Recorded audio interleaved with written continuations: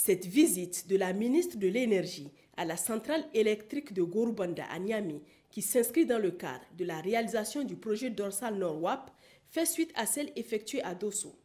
Le projet Dorsal Nord-WAP, un projet régional d'interconnexion électrique entre 5 pays, le Nigeria, le Niger, le Bénin, le Togo et le Burkina Faso.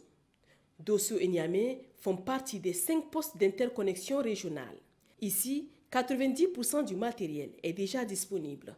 Aussi, la visite a concerné le dépôt où sont stockés le matériel et le poste de réception de la ligne, minutieusement inspecté par la ministre. Une séance de travail a ensuite réuni la ministre et les techniciens. À la fin de cette séance de travail, la ministre fait le point de l'état d'avancement des travaux. L'objectif de la mission est de s'enquérir de l'état d'avancement des travaux et aussi donner une meilleure visibilité aux initiatives en cours dans le secteur de l'énergie électrique.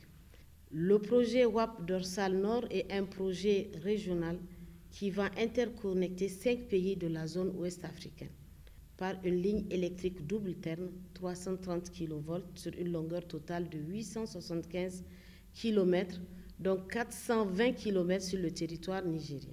Il prend en compte aussi le volet d'électrification rurale qui concerne les localités situées à 10 km de part et d'autre du couloir de passage de la ligne. La ligne comporte 3 tronçons, à savoir la ligne Nigeria-Zabouri, sur laquelle le taux d'avancement est de 22%, malgré la suspension des travaux pendant 13 mois et qui n'ont démarré qu'en janvier 2024. La ligne Zabouri-Gorubanda, que nous avons visitée hier, sur laquelle le taux est de 36,6%. La ligne Gorubanda frontière Burkina Faso sur le taux de 32,8%.